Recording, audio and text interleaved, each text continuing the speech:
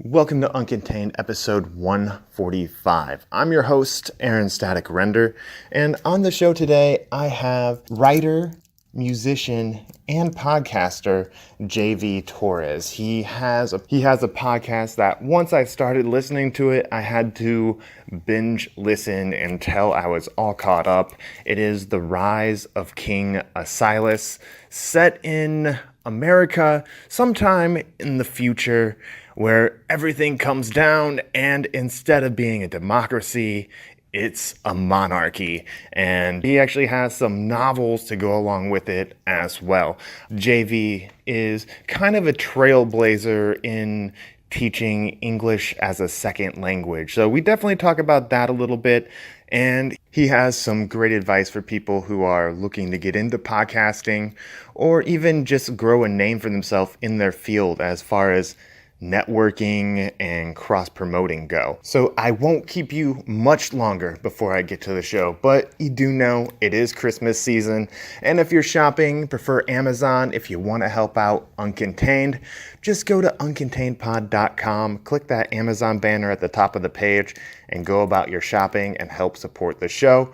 Or if you want to give some kick-ass Uncontained merchandise, you can find that through TeePublic. I have the links on my Facebook page so you can get right to my storefront and get cool things like t-shirts and coffee mugs, some stickers, and all that good stuff. So, with no further ado, this is my conversation with King Silas himself, JV Torres. How are you doing today, JV? I'm doing great, Aaron. Thanks for having me on. Yeah, thank you for coming on the show, man. So you have a lot of things going on right now. Writer, teacher, researcher, podcaster. One of the things that I didn't realize when I was researching you, you had a couple books on Amazon.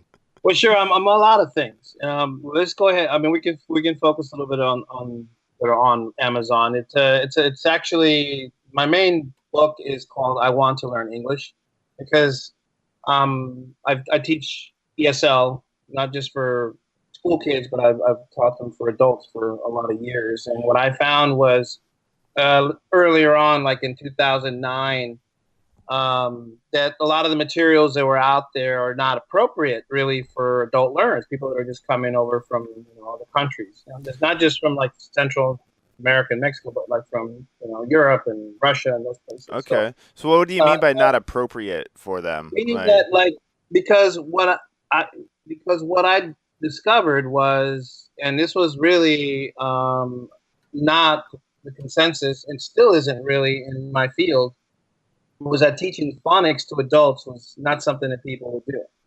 Like the schools where I taught at, the colleges where I taught at, they're just like, we don't teach phonics. And I'm like, well, this is one of the fundamental problems. I'm like, these people need to learn the language at the mechanical level, at the phonemic level. And so I did a lot of research on my own, because they were like, well, there's nothing out there that's like that. So I saw that there was this big void in ESL for adult learners. And I just went into these uncharted waters, and I wrote this book because I had years of research to back it up. And I submitted this in a proposal to the TESOL board, which is here in Maryland. And they accepted it. They found it to be valid, and they gave me a grant to publish that book. Okay. That's how that book came to be. It came with a lot of research, and it had a lot of professionals in this field that looked over all of my work and all said it was legit. Very cool, man. Very cool. So, came up with a new approach to teaching English as a second language, and in a way that has helped, as you were saying, as we were talking a little bit before the show, helped fund your other ventures as far as into podcasting and stuff, correct? That's correct. I'll share one little quick story with you, because when I first got into the field of ESL, I was a Shakespeare buff. And I studied Shakespeare. That's my background.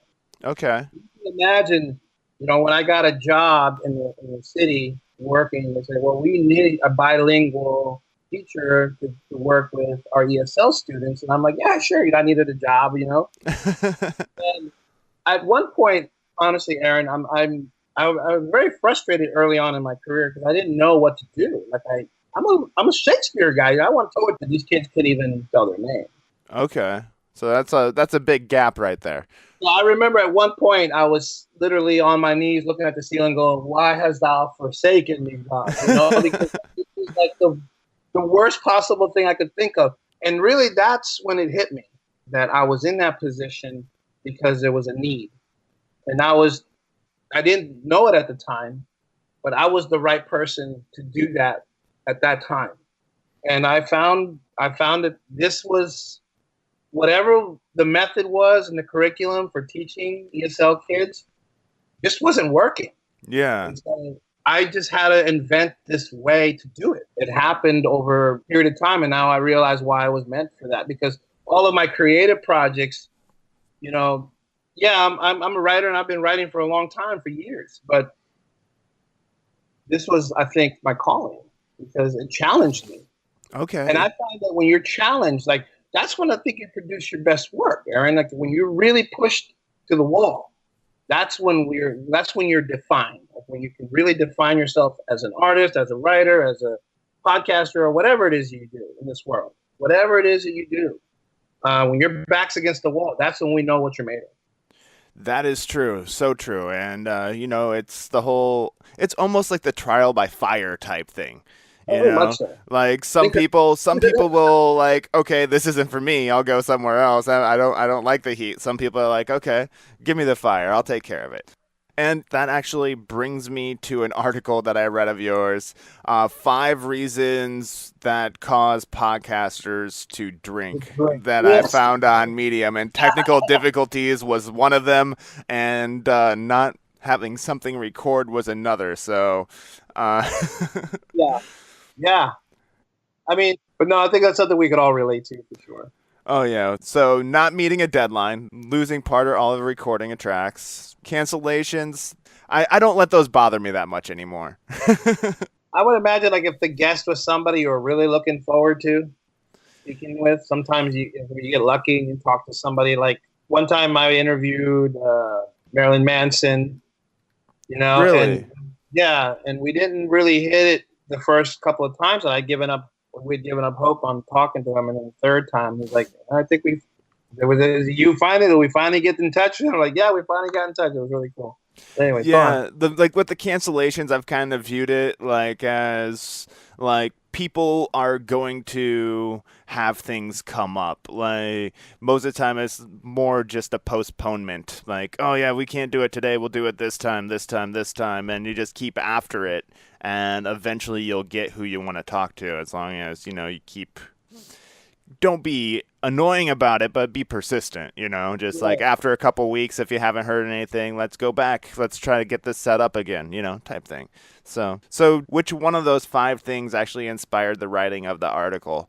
Probably the one where we lose tracks. Okay. Like we recorded something, like I had recorded some things for the show and they just were not there.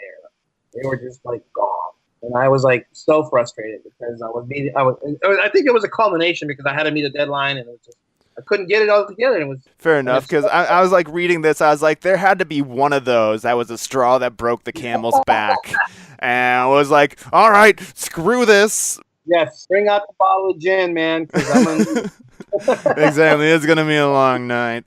Now let's go on a rant of 5 things that make me just want to drink.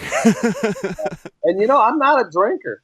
Like you open up my fridge, you won't find a single beer in there. Okay. So if it's that bad where I go out to the liquor store to bring back a bottle. That's saying something. Yeah, it takes an awful lot for me to do that. All right. Well, I enjoyed reading the list, and I had related to just about every one of them on there at some point or another. So I'll actually include a link in my show notes to that so people who are podcasters that are listening or otherwise can just go through, read it, get a laugh, or be like, oh, I didn't know podcasters had to do this. Oh, yeah. So jumping back just a little bit, sorry for the non-linear interview structure, but you mentioned doing doing the English as a second language was more of your calling, but it wasn't what you hoped to do when you were coming out of college or looking for a job. Now, is that kind of what opened up the door for these other ventures such as podcasting and writing and stuff to fulfill like the lack of creative fulfillment in the English as a second language industry? Yeah, well, that's the thing. As I was kind of alluding to before, was like for me, I've kind of been an opportunist my entire life. You know, Okay. early on when I was much younger, I worked at Toyota. Started off, with, doing like a porter job, and then I moved up to doing upholstery, and then I branched off on my own and bought a little pickup truck and went to work.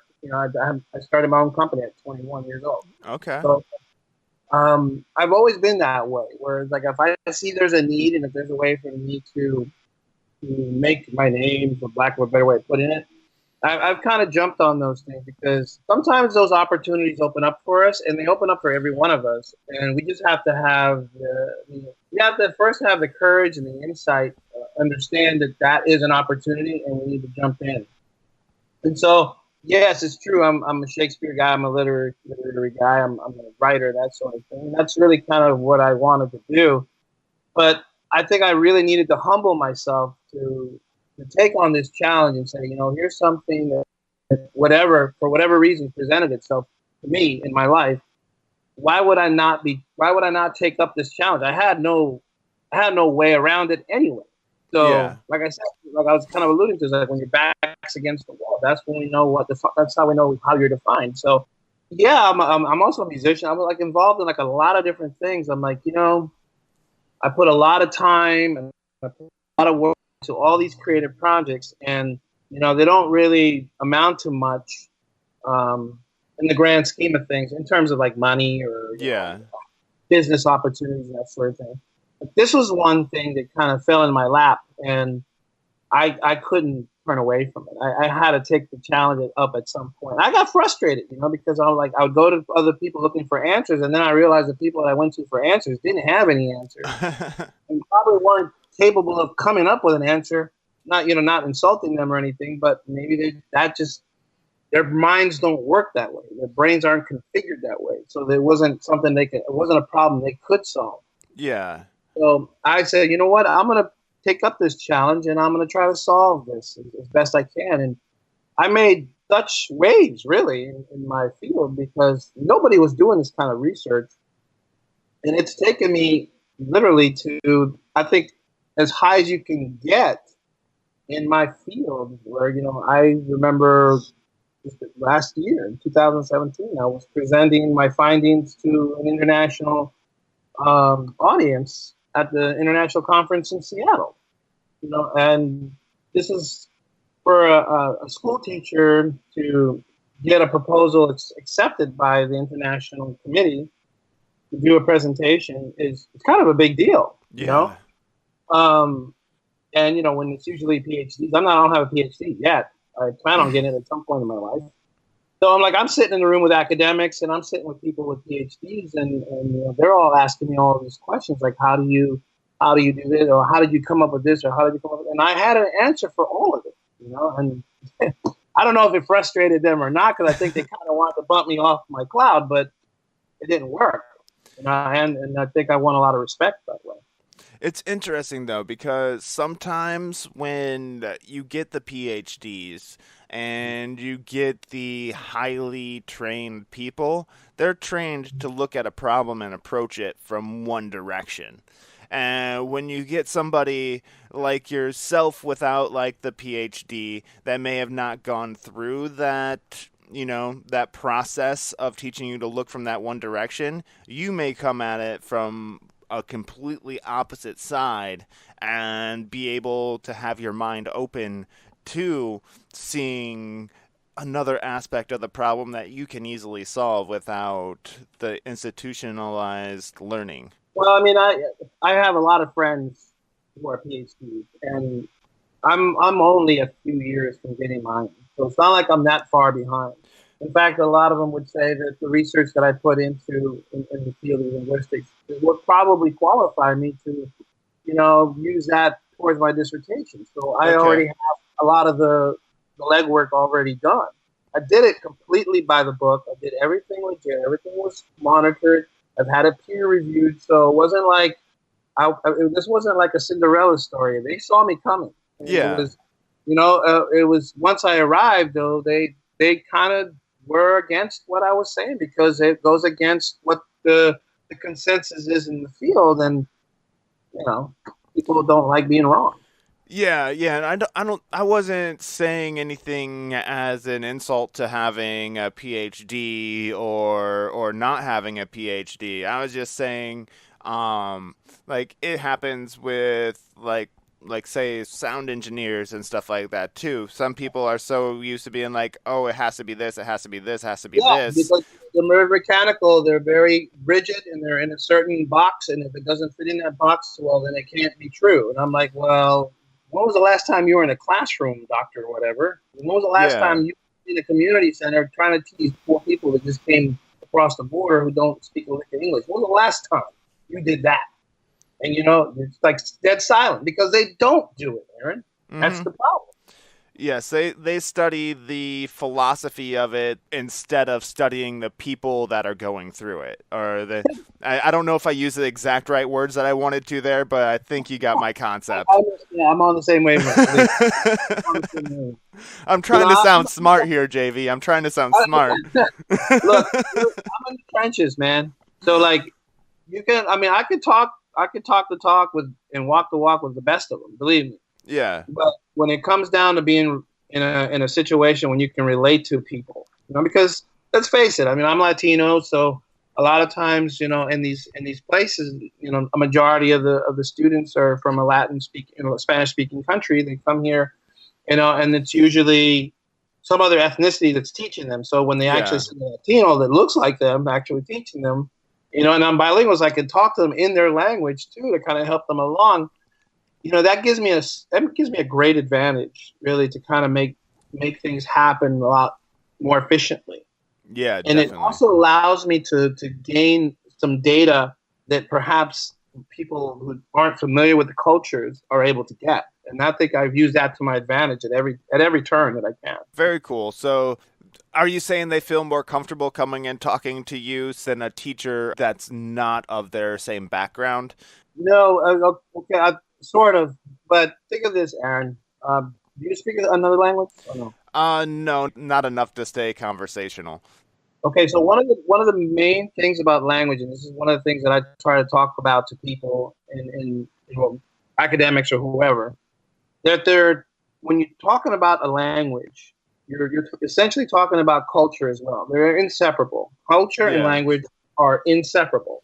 Which is why you and I can have a conversation, just talk like two American dudes, right? And we totally understand each other, our mannerisms, things that I infer and what I say, and the body language that I give. You totally understand because you're an American like me. Yeah. Right?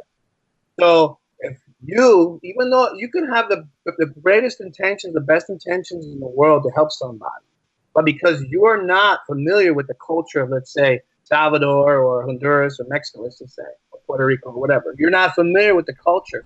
So even though you're sympathetic, even though your heart is in the right place, and you really want to help them out, and you're being all the mannerisms that in your culture you're familiar with, that would show and demonstrate that you care, is not the same mannerisms that exist in their culture. And so even though somebody from Mexico, let's say, somebody who, Pennsylvania girl wants to help. She may have all the greatest intentions, but the woman in Mexico is not familiar with her. So the older woman from Mexico is not going to read the body language in the same way. She's not going to read whatever her inferences are in her words that she says. So there's going to be a lot of discomfort and awkwardness. It's just naturally that way. So, like, let's say we go to Germany, you and I. I don't speak German. Do you speak German? No. So we go to Germany, you and I, let's say you and I are having a beer and we're in Germany, and this German person wants to help us because we're lost, and he speaks a little bit of English, and it's really broken, and we don't really know. And Germans have a mannerism that's unfamiliar to us. And, even though they want to even though they want to help us and they mean well, I think you and I are going to be like, well, should we? I mean, should we trust this guy? You know, I mean, Yeah. because we just don't register. We don't register the mannerism. We don't register it because we're not familiar with it. And so this is the advantage that I have. I am familiar with, Spanish cultures. I'm familiar with it because I grew up in it. So I can talk with them in a certain manner. It's just certain, like when you're an American, you and I can sit in there and be sitting at a bar drinking a beer, and you'll just say, hey, stop, man. You can just say that. It'll be like totally cool, and be like, yeah, this guy's cool. But if you and I in Germany and some German guy says something, I mean, you won't know what the hell that is. You're Exactly. not gonna want to shoot us. Exactly. So this is what I'm talking about. Culture and language are inseparable, and this is one of the things that we can't seem to wrap our heads around academically, because we want to make it about the sounds. We want to make it about letter sound associations, word pronunciations, intonations. They want to make it about. They want to bring it to a mechanical level, and language is not mechanical. You know that, Aaron. Yeah. It's not. I mean, just our conversation that we're having right now is not mechanical. There are things you're reading from me, from the way I'm saying something to you. You can tell if I'm being genuine or if I'm being fake. You would know just from the way I'm presenting myself to you. Very because true. You're familiar with. We are familiar with in the language that we speak. You may be on. What are you on the West Coast? Yes, I'm on the West Coast. I'm originally from the Midwest, though. You're on the West Coast. You're Midwest guy. I'm an East Coast guy. But even though we're not from the same region, we understand it because of our American culture. We're familiar with the same culture. That's the bottom line. Definitely. And I will say this about America, though. Like, across the country, from east to west, west to east, culture is different. Like the East Coast and even the Midwest, I've talked about this on my show before, have a little bit more of like a ball breaking culture, like where when you're with your friends, you'll kind of make fun of them a little bit more. On the West Coast, it's kind of more like, you have to be nice to your friends. Sure, I think when you go into pockets of area where the dialect is a little different, like if you go down to the South, in certain parts of the country, when they talk with a certain twang. Yeah, man, let them now tell you what. It's not just the twang, is it? I mean, it's culture. I mean, they're into, whatever it is that they do. They're outdoors, they're into the horses and the rodeos and that. There's a whole culture that's attached to that twang. Yes, definitely. When you start looking at it that way, you start to realize that they really are inseparable. And a lot of people just don't want to accept that. Yeah. I guess I never really looked at it like language and culture are inseparable, but yeah, there's this generic American culture, there's this generic standard culture, and then there's all these subcultures. There's even a West Coast culture. There's that Texan, real rugged cowboy culture. Yeah. There's the North, New York culture and all that stuff. So there are these subcategories, if you will, and when you start to really think about it, then you understand that there's not just the culture, it's also the way they speak. It's also their mannerisms, and it's the way it's their body language too that's different. All of that is all wrapped into one little ball. A lot to digest there, isn't there? There's a lot. There is, man. There is. So. Now do you see why, even though I was in that position where I was challenged and I was like frustrated, that, I'm a Shakespeare guy, but here I am in the middle of this like jungle. Once I started to peel back the layers and saw what is really there, I was absolutely fascinated with it. And then at that point I was addicted, and I was like, yeah, this is me, man. I'm going head first into this, and that's what I did. Very cool, man. So, yeah, actually learned a lot about English as a second language today. Nothing else. Yes. Well, let's talk about some of your side gigs here right now. It's awesome that you've been able to make the progress you have in like the English as a second language community and education structure. But now you are currently teaching at a school, and I'll use this to transition. You actually use some of the students at the school. I'll say whether they're your students or not. In a podcast that you do, The Rise of King Asilas. Yeah, yeah. It was kind of, this is going back to that linguistic thing. I was doing some research on intonations, on how people speak now versus how people would speak, 40, 50 years ago. And I started listening to those old CBS radio detective shows and, War of the Worlds and all that stuff. And that's how I got into podcasting. Like I started listening to them, I got addicted. Then I started listening to more modern podcasts. And it just kind of evolved. And I've had this story and this novel that I've been working on called The Rise of King Silas, and it just all seemed to converge at once. And I said, you know what, I bet I could do one. I started listening to other audio dramas, and I said, I bet I could do this if I just thought about it and utilized the knowledge that I have as a musician, because I spent years recording as a musician. Okay, so do you do the score too for it? Do you do all the music?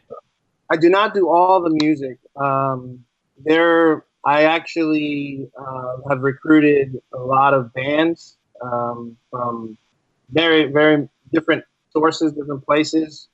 I'll get into that in a little bit. Okay.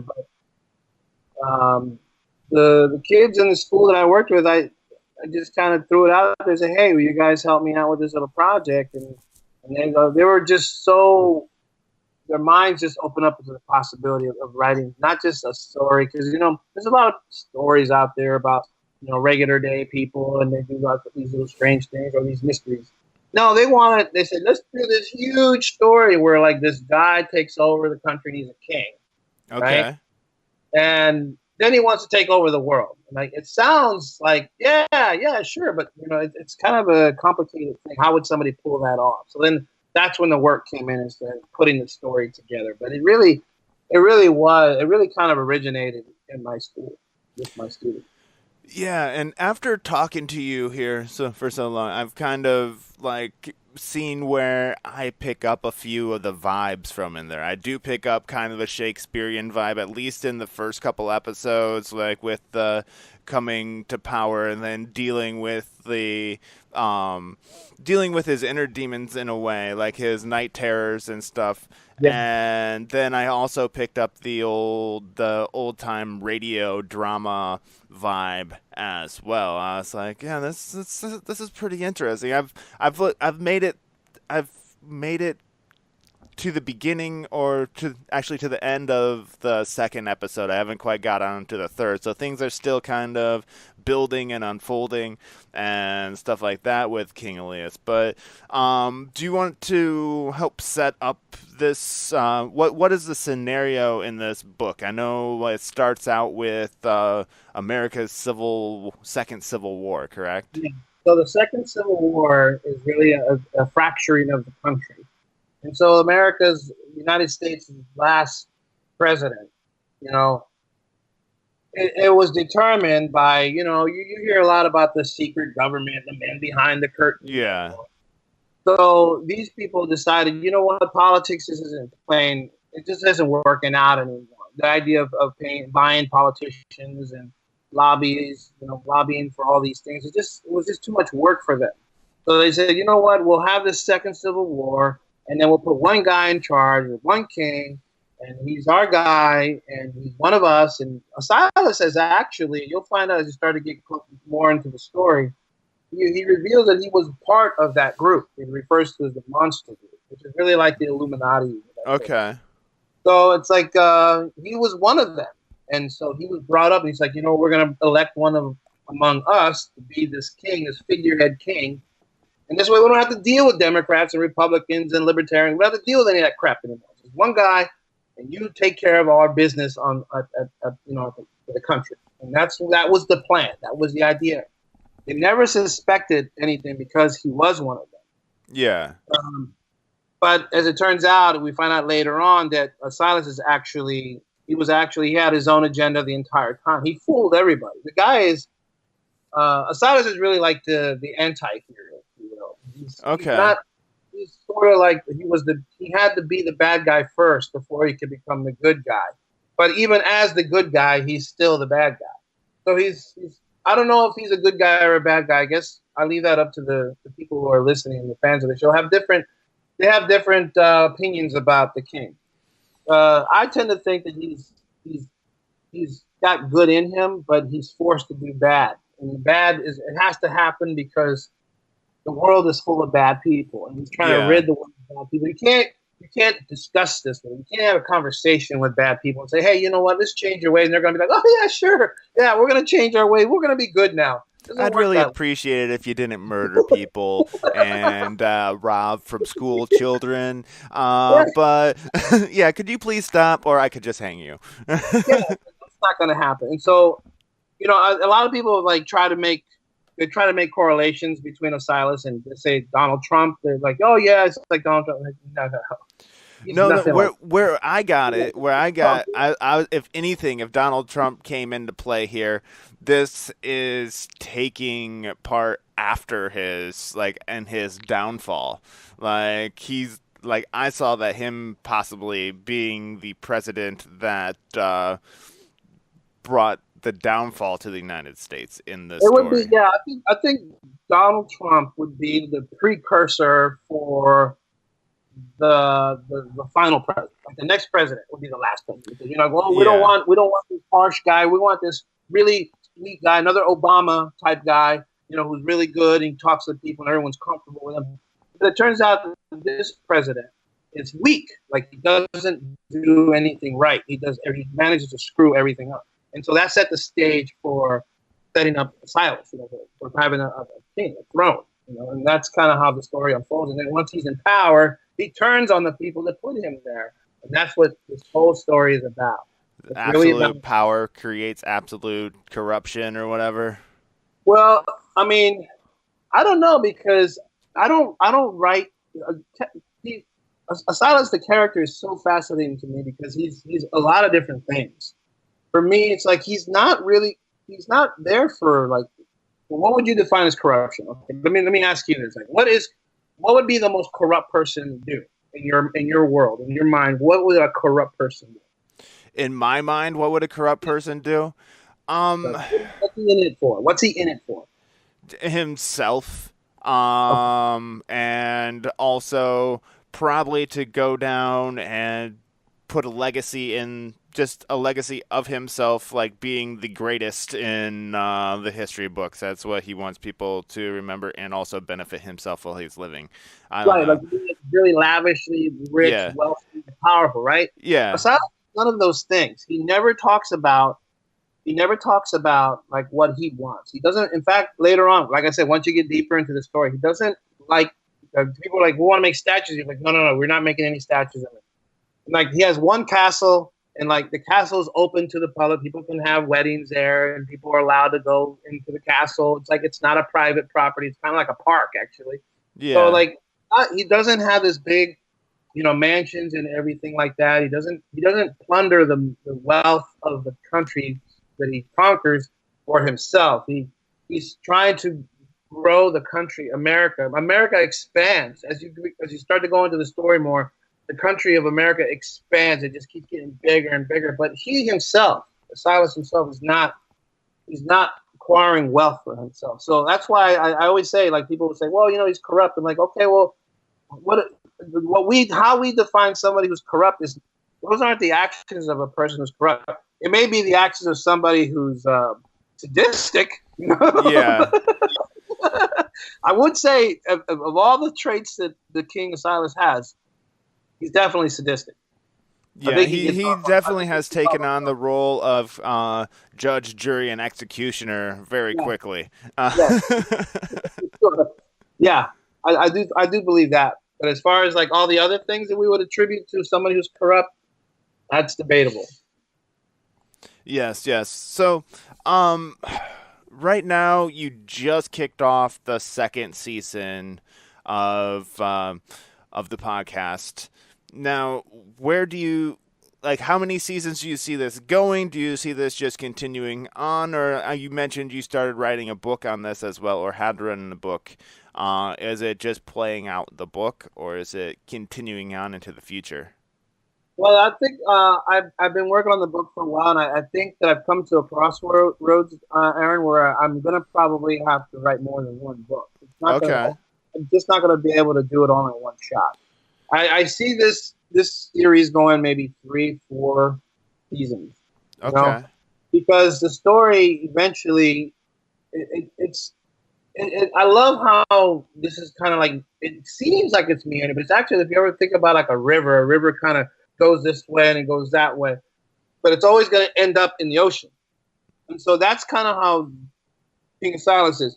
It kind of goes this way and then it kind of goes that way. Eventually it's going to reach the ocean. And then what the ocean is, it's going to blow your mind. Okay. Yeah. Don't tell me what the ocean is. We'll have to figure that out. The whole point of this is I'm literally like, I've mapped out this story. Actually, I have this storyboard. You can't see it; it's on my window. But I have this storyboard where just like how it's all going to play out. It's so like, it's so my whole goal is to blow people's minds. Like, blow your freaking mind is what I want to do. And I'm like I said, I'm a student of Shakespeare, and it's.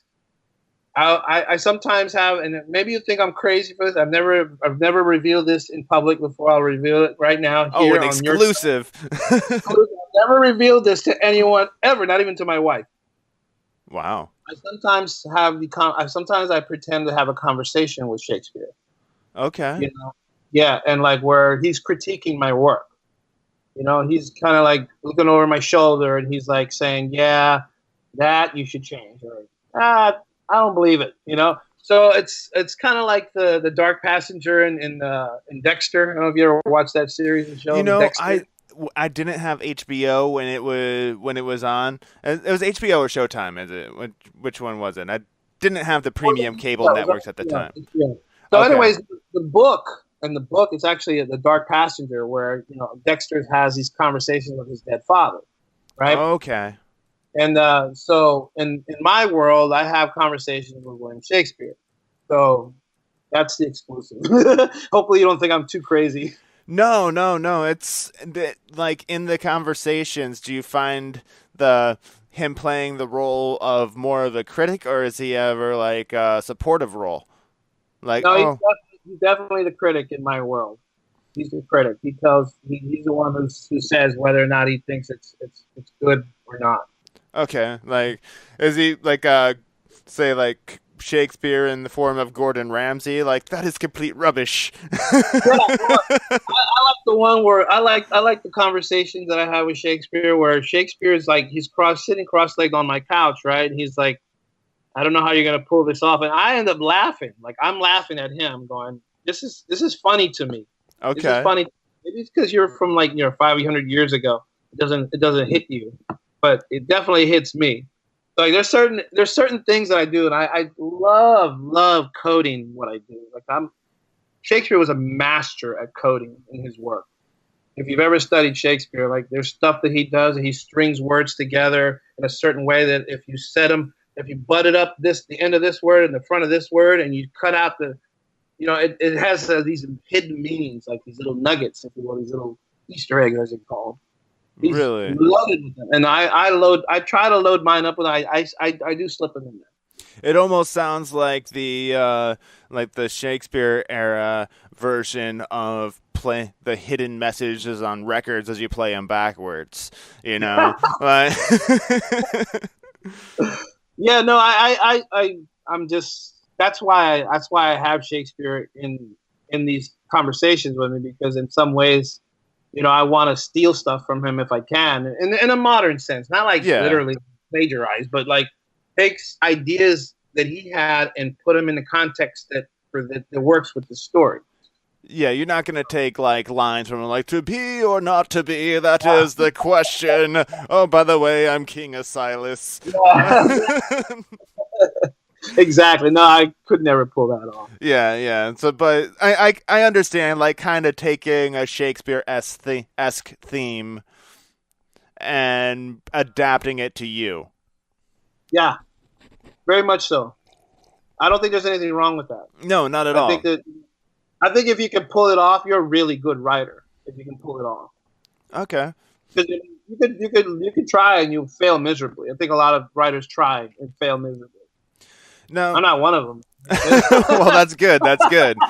I'm like, A lot of writers that would really be try. bad if you're like, I am one of those guys. I failed at writing, but please listen to the podcast. I speak it well. No. I take a lot of pride in what I do. That's good, man. That's good. Spend a lot of time on it. So. And you can tell that because I can tell you're passionate about it. Part of like the excitement you have as you talk about it. Yeah, well, you know what I spend a lot of I do when I do have downtime. I don't have a lot of it, Aaron, but when I do have some downtime, I like to go on YouTube, and I like to watch these like conspiracy, channels, like these really obscure people on YouTube, these YouTubers. Yeah. And every once in a while, you'll hear. I'm fascinated by these time travelers, people who claim that they've been, in the year 2432, and they came back and they tell us what the world is like, 400 years from now. I love watching those, and I'm so like fascinated with it. And in some ways, like the ones where people talk about parallel worlds, like the people who say, "Oh, we've been to this other Earth, and in this other Earth, like the Beatles didn't break up in the '60s, and John Lennon didn't die, and they recorded like 5 other albums, blah blah blah." And I'm fascinated by it. So, like to me, like the King of Silas world, America in that world is so close. It's almost parallel to this world, and that's why I think a lot of people who listen to it, and we have people listening all over the world now.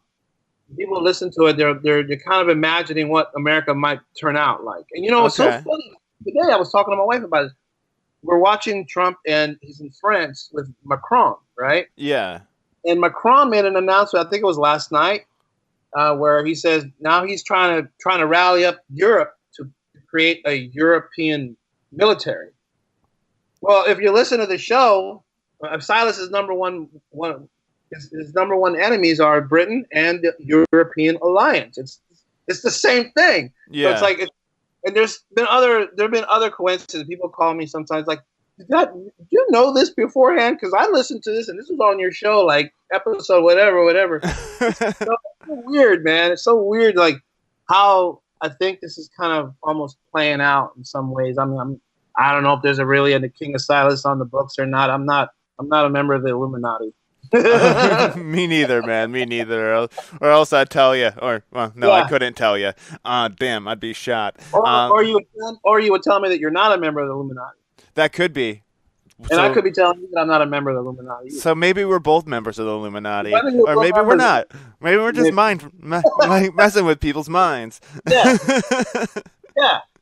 I think I've gotten pretty good at that. Pretty good at people's minds. Right on.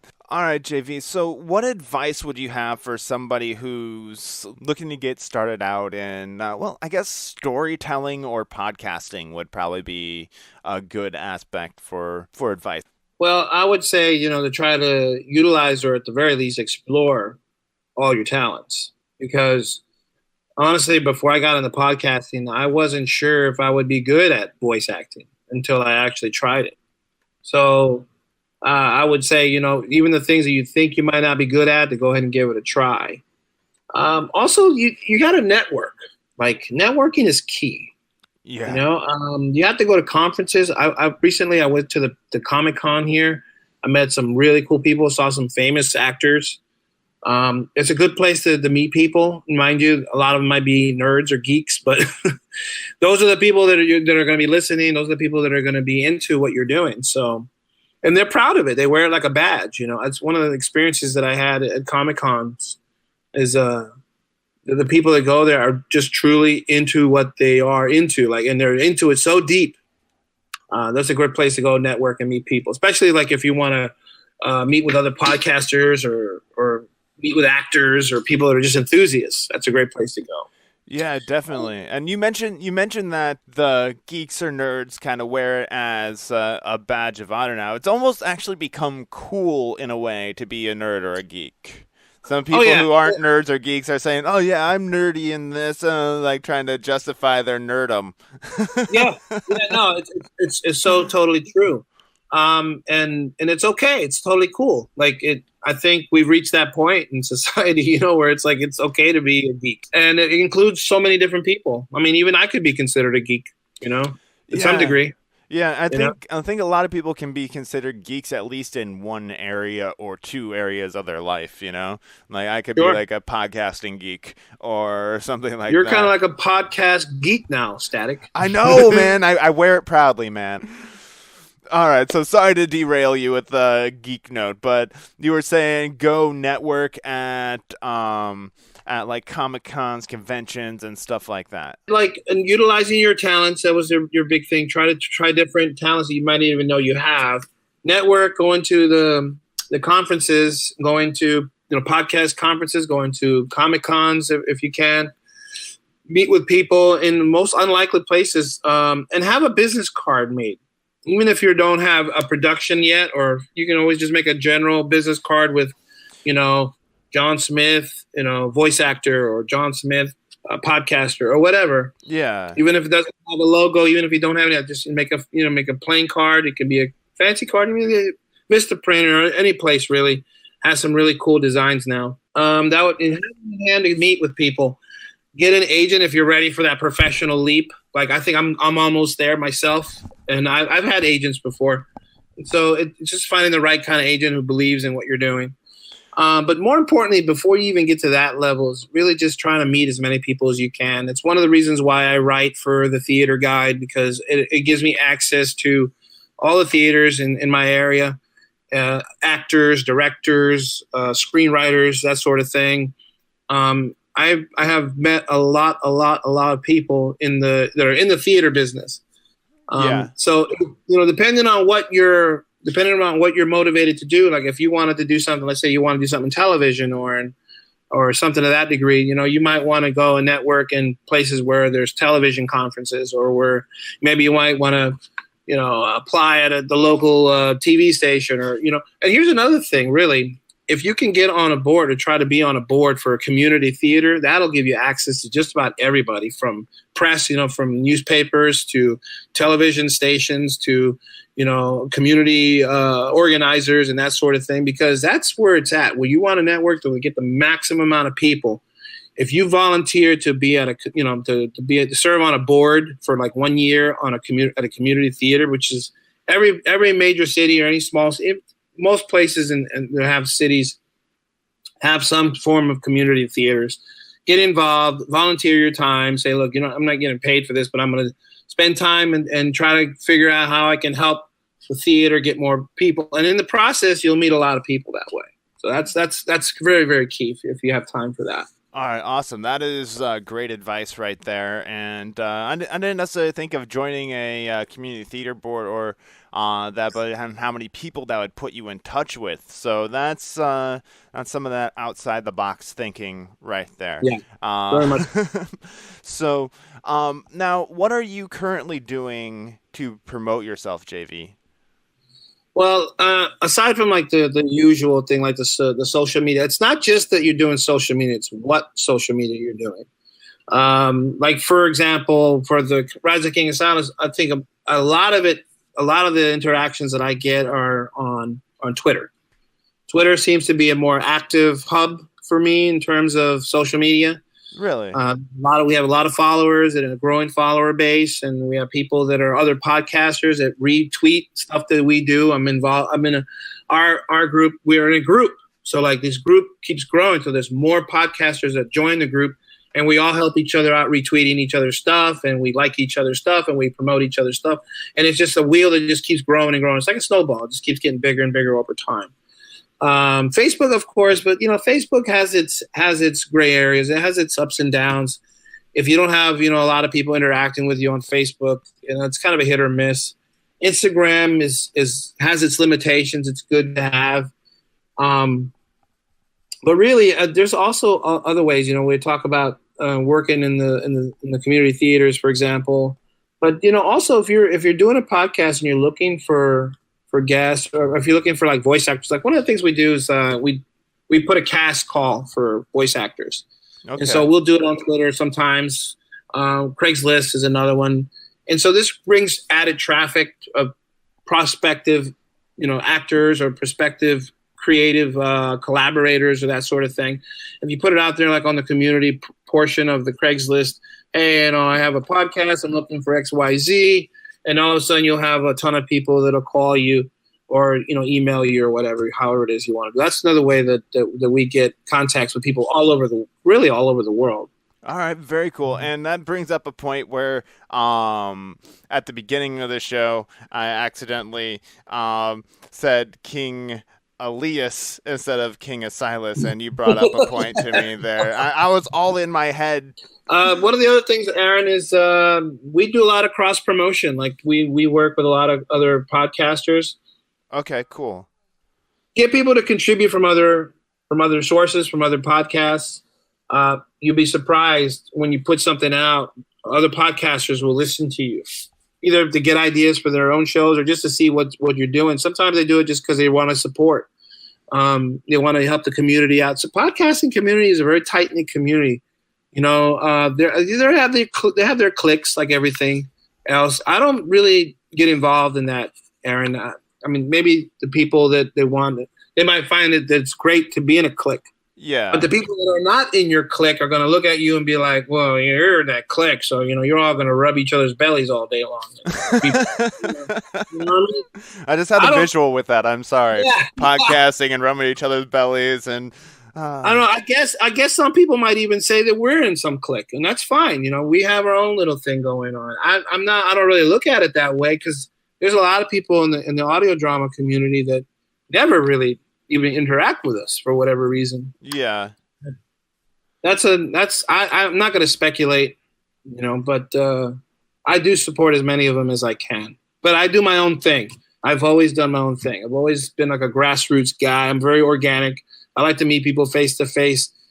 We have a lot of listeners. We have a lot of fans, and I contribute much of that to word of mouth and just getting on my email list and utilizing my band fan base and my music fan base and my writers, my book fan base. And, all those people are drawn into the King of Silas world because they're curious, because they've known me from other things. So I kind of already had a little thing going before I even started this, but really, everybody does have their own network. Everybody does. You start with your friends, you start with your family, and you branch out from there. And that's really how you make it all grow. And you start small, but then eventually, if you got a good product, if you put out a good show, people are going to listen.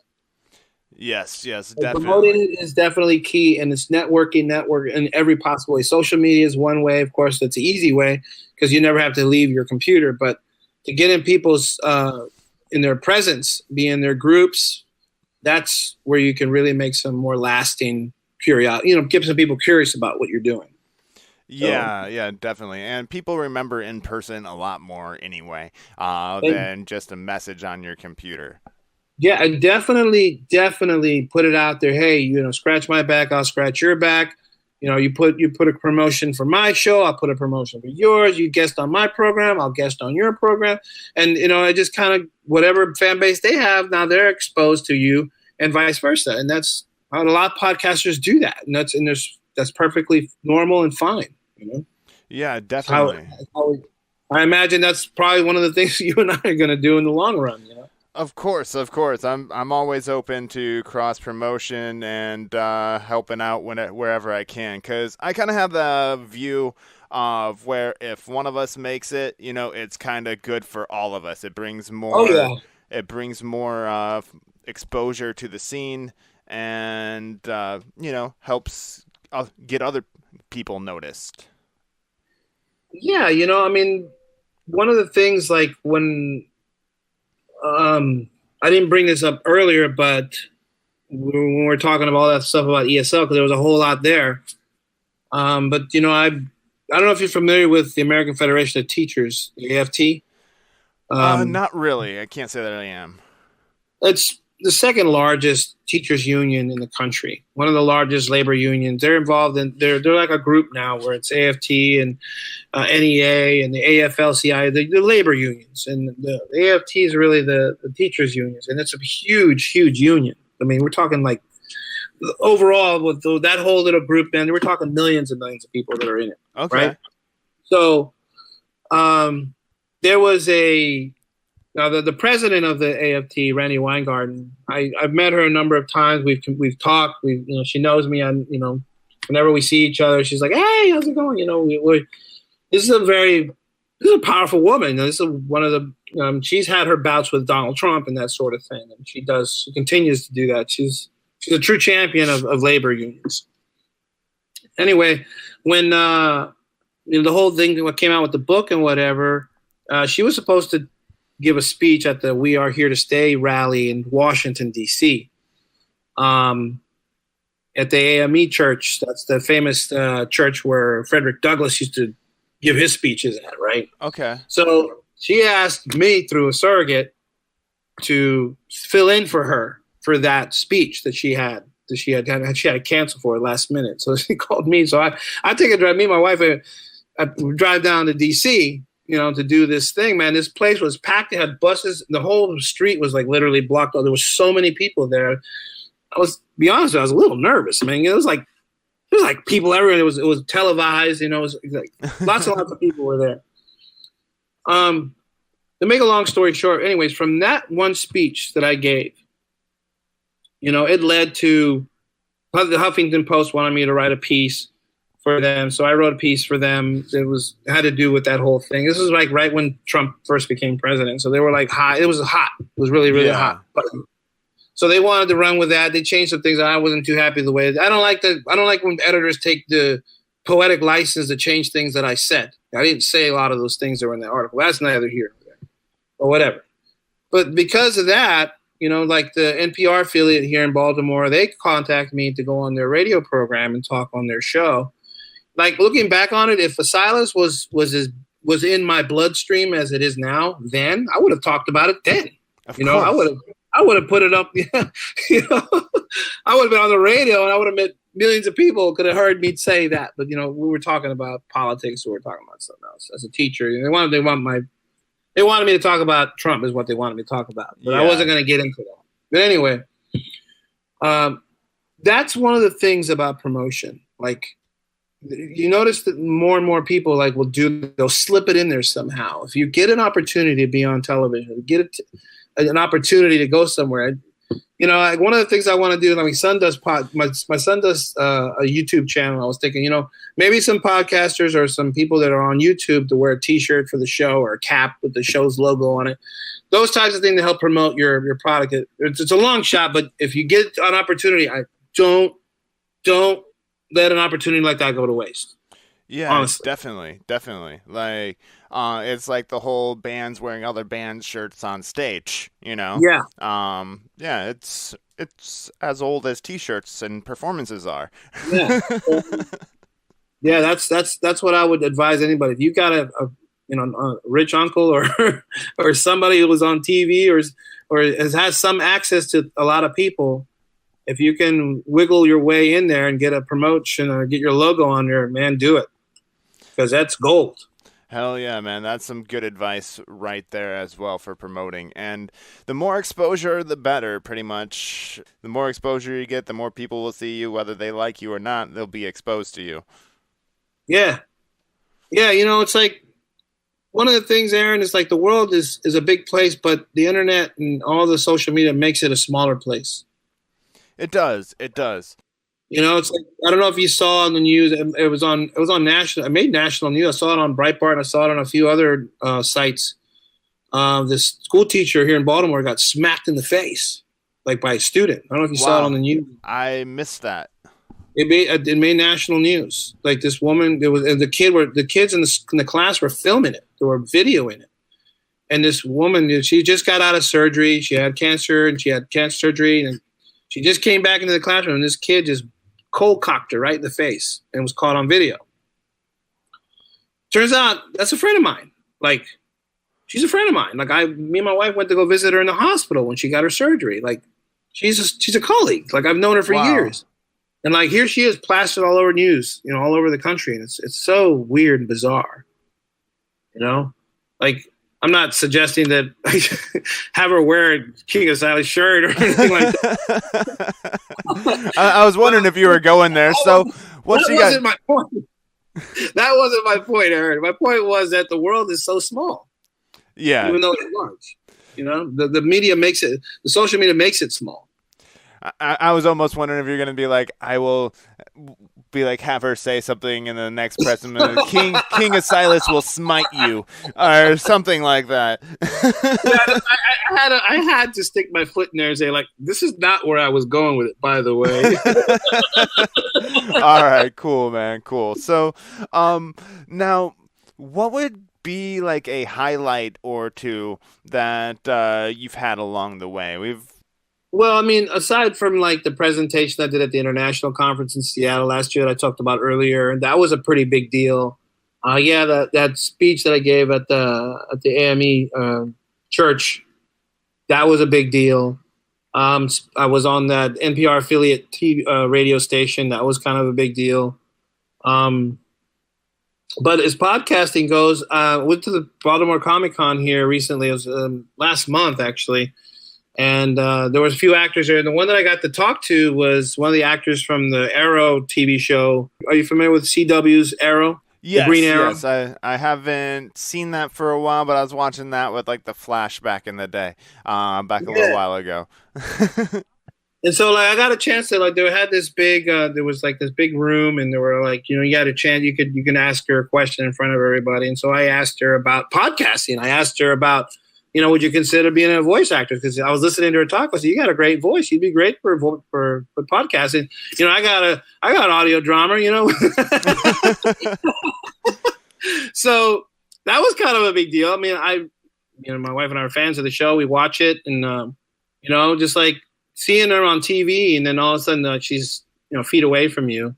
Yeah. It's kind of surreal sometimes. So that was kind of a highlight for me in terms of podcasting because I got to talk to an actual actress, a famous actress, and got to plug my show.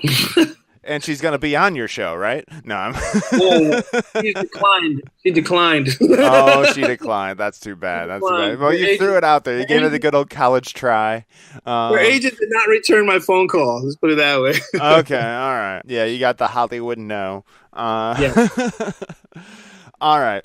So with your work that you put out, whether it's writing or whether it's King Silas, is there a common theme or a common feeling that you want your audience to take away and remember about your work? Yeah. Well, I would like them to think, okay, this guy obviously thought everything out and it was written well. Because, you only get one shot at a first impression. Very true. And I want mine to be, riveting. I want it to be psychologically shocking if I can. I like for it to be where, wow, this is different. This is unconventional. And, I want to kind of grip their minds if I can. Really, that's kind of the experience that I'd like for people to have when they listen to the show or even when they read any of my work, that, that I can somehow slip my hand into their brain and just kind of squeeze it like a grape. Find that pineal gland and just squeeze it because like that's kind of what I think that's what lasts. That's what makes people like Stephen King and writers like that. I'm not a big fan of Stephen King, believe it or not, but the man is phenomenal and I give him a lot of credit. Yes, he's an interesting dude. I'll definitely say that. I just remember him on like one of the late night shows with like Letterman or something back in the day, and they're asking him about when he was a kid. They're like, "Were you afraid of monsters as a kid?" It's like, "Yes, anything that wasn't covered with blankets was fair game for the monsters to eat at night." Then the like Dave or Jay, whatever show he was on, was like, "Well, what about your head? Did you cover your head too?" He's like, "Well, Dave, monsters view the head as dessert, and they have etiquette. They don't eat dessert first." Quirky, dorky. Yeah, it's very, very much so, but it's strange enough where you think he actually believes it. Yeah, and that's fine. Like I said, I'm not a huge fan of his. I've tried to read his stuff. it's hard for me to read guys that are still alive. Okay. The last one that I read when he was still alive was Michael Crichton. I really liked him. The guy who wrote Jurassic Park. Yeah. He was a really good. I liked him, and I liked him in a way, like, not to compare him. Not that I'm saying that he's in the same category as a Hemingway, but Hemingway had this way of writing that was so, like, it was kind of like a current, and you're just kind of flowing with it, you know. Okay. You had your sails up, but you went with it, just filled in your sails, and you just kind of went with it. That's what I liked about Hemingway, and that's kind of how reading Crichton is like. It's kind of, you just kind of flow with it. With Stephen King, it's really jagged, and it's kind of rough around the edges, and it's not as smooth, you know. Yeah. Okay. I gotcha. I don't know if I could put a finer point on it, but that's really my personal opinion about it. So I'm not saying he's a bad writer or not anything. I'm not saying that. I'm saying he's a really good writer. He's phenomenal, but it's just not my cup of tea.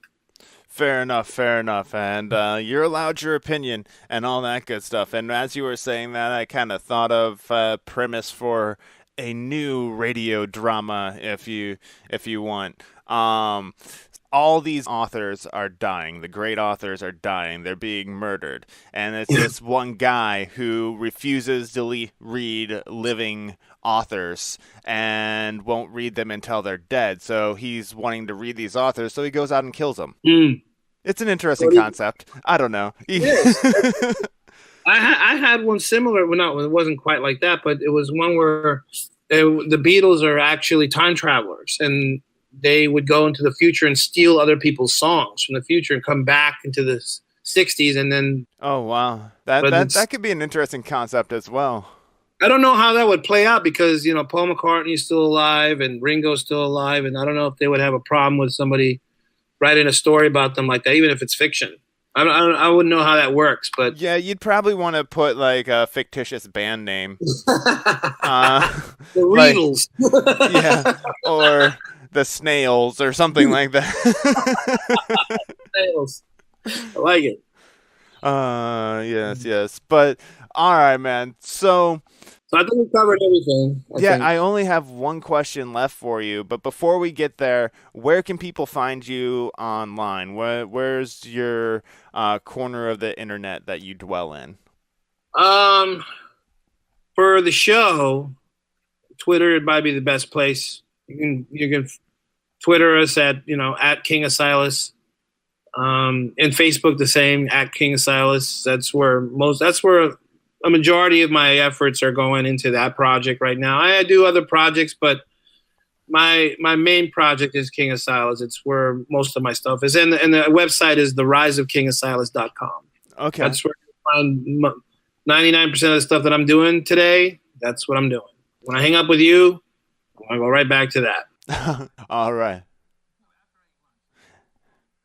All right, sounds good, man. Sounds good. So I would like to thank you for joining me today, and I appreciate you taking time with all the work you have to do on King of Silas. And now it is time for that one final question, the title question of the show. JV Torres, how do you live uncontained? How do I live uncontained? That's the question, man. I am constantly. This is perfect. I am constantly reinventing myself. Constant. Like, I don't know if I have multiple personalities or not. I've never gone to a doctor to find out. But it's like, there's like a million things I want to do, and I find a way to do them all. So that's how I'm uncontained, because nobody's going to stop me from doing anything.